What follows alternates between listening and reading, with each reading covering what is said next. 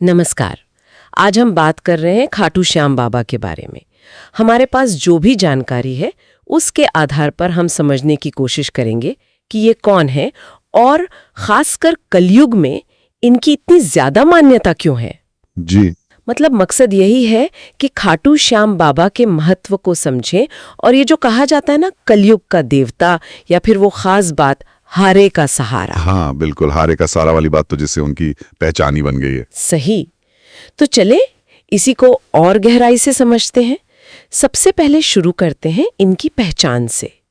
ये खाटू श्याम बाबा असल में कौन है? देखिए, इनका जो मूल नाम था वो बर्बरीक था।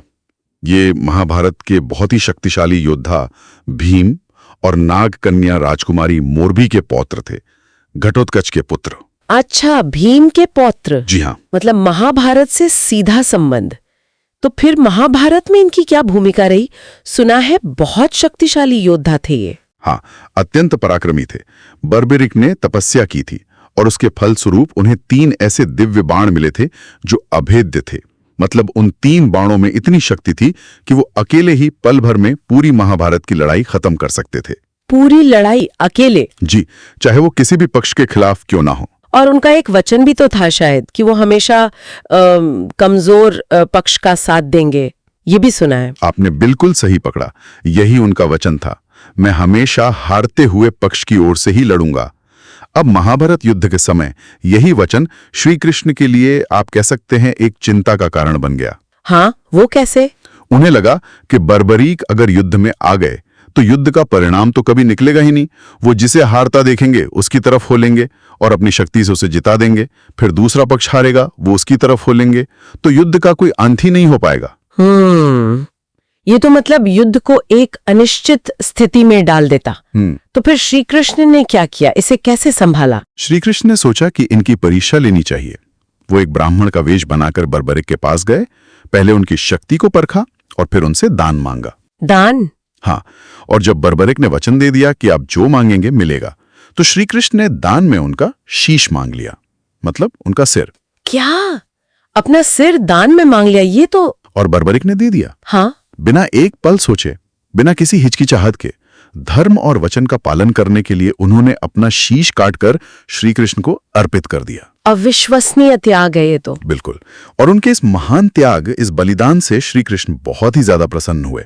उन्होंने बर्बरीक को वरदान दिया कि कलयुग में, यानी आज के समय में, तुम श्याम नाम से पूजे जाओगे और तुम्हारी पहचान मेरे स्वरूप में ही होगी।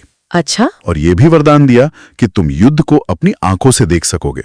इसीलिए उनका शीश युद्ध भूमि के पास एक ऊंची जगह पर स्थापित किया गया था। तो ये वजह है कि उन्हें श्याम बाबा कहते हैं और उनका कृष्ण से जुड़ाव है। पर वो कलयुग का देवता वाली बात क्यों है? मतलब कलयुग में उनकी इतनी प्रमुखता कैसे हुई? हाँ, ये दिलचस्प है।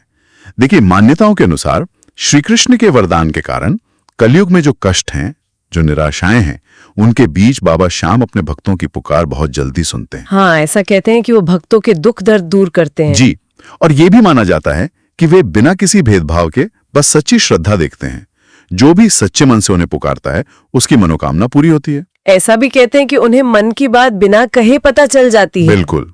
उन्हें भक्तों के मन की बात सुनने वाला देवता माना जाता है और उनका नाम लेने से ही संकट दूर होते हैं, ऐसी गहरी आस्था है लोगों में। शायद इसीलिए वो हारे का सहारा वाली बात इतनी प्रसिद्ध हुई कि जब कोई सब तरफ से हार जाए, निराश हो जाए, हाँ, तब बाबा श्याम उसकी आखिरी उम्मीद बनते हैं। यही मान्यता है। और इनका मुख्य मंदिर वो खाटू धाम वाला?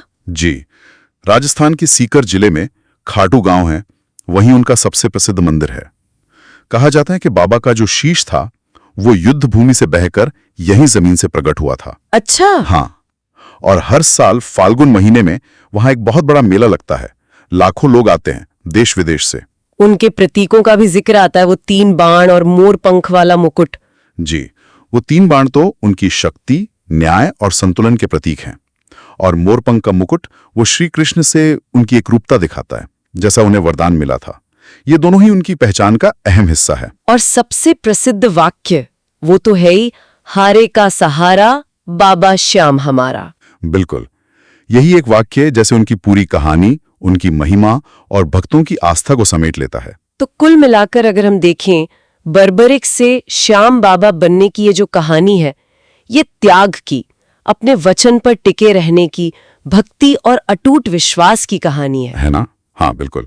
महाभारत काल का एक योद्धा आज कलयुग में इस तरह पूजा जा रहा है, खासकर उन लोगों के लिए एक संबल बनकर जो कहीं ना कहीं हारा हुआ महसूस करते हैं। ये अपने आप में खास बात है। सही कहा। और अगर हम इसे आज के समय से जोड़कर देखें तो कलयुग में जहां जीवन में इतनी उलझनें हैं, इतनी चुनौतियां हैं, वहां खाटू श्याम बाबा में आस्था रखना बहुत से लोगों के लिए एक उम्मीद है, एक शांति है, एक अदृश्य सहारा है। ये विश्वास दिलाता है कि सच्ची श्रद्धा का, निस्वार्थ भाव का आज भी मोल है और मुश्किल वक्त में कोई है जो सुन रहा है। और जाते जाते एक विचार हम अपने सुनने वालों के लिए छोड़ सकते हैं।